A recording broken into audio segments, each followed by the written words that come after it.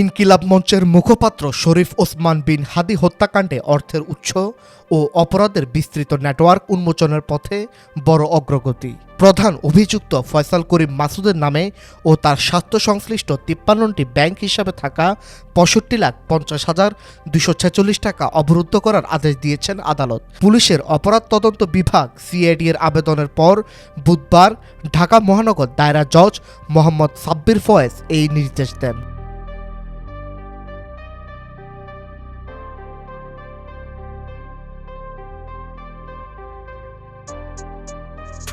আদালত সূত্র জানায়, সিআইডির উপপরিদর্শক আব্দুল লতিফ মানি লন্ডারিং প্রতিরোধ আইনে এসব হিসাব ফ্রিজের আবেদন করেন। আবেদনে উল্লেখ করা হয়, ফয়সাল করিম মাসুদ ও তার ঘনিষ্ঠ ব্যক্তি এবং সংশ্লিষ্ট প্রতিষ্ঠানগুলোর ব্যাংক লেনদেনে যথেষ্ট সন্দেহজনক কার্যক্রম ধরা পড়েছে, যা খুন, সন্ত্রাসী কর্মকাণ্ড ও অর্থ যোগানের সঙ্গে সম্পৃক্ত বলে প্রাথমিকভাবে প্রতীয়মান।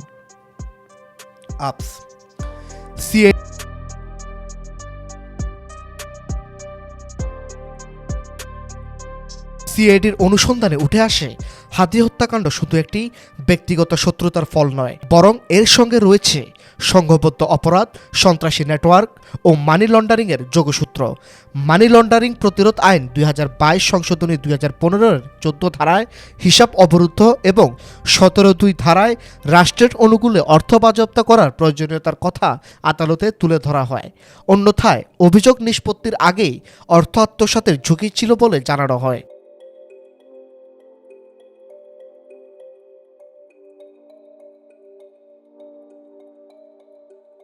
এদিকে হাদি হত্যা মামলায় গোয়েন্দা পুলিশ 17 জনকে আসামি করে চার্জশিট দাখিল করেছে। আসামিদের মধ্যে ফয়সাল করিম মাসুদ, সাবেক ওয়ার্ড কাউন্সিলর তাইজুল ইসলাম চৌধুরী বাপ্পি সহ 6 জন পলাতক এবং 11 জন গ্রেপ্তার রয়েছেন।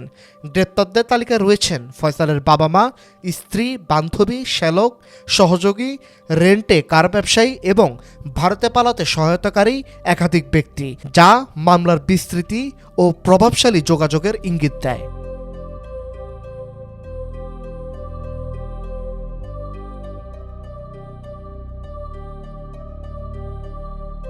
ঘটনার বিবরণে জানা যায়, গত 12 ডিসেম্বর মতিঝিলে জুমার নামাজ ও নির্বাচনী প্রচারণা শেষে সোহরাওয়ার্দী উদ্যানে যাওয়ার পথে পল্টনে বক্স কালভার্ট এলাকায় মোটরসাইকেল আরোহী দুর্বৃত্তরা হাদিকে গুলি করে পালিয়ে যায়। গুরুতর আহত অবস্থায় ঢাকা মেডিকেল কলেজ হাসপাতাল ও পরে এভার কেয়ার হাসপাতালে চিকিৎসা শেষে তাকে সিঙ্গাপুরে নেওয়া হয়। সেখানে চিকিৎসাধীন অবস্থায় 18 ডিসেম্বর তিনি মারা যান।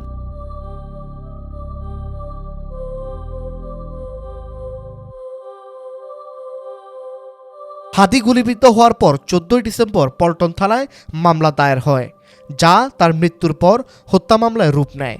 এখন অর্থনৈতিক অনুসন্ধান ও অপরাধমূলক নেটওয়ার্ক উন্মোচনের মধ্য দিয়ে এই হত্যাকাণ্ডের পিছনের অদৃশ্য শক্তি চিহ্নিত করার দিকে এগোচ্ছে তদন্ত।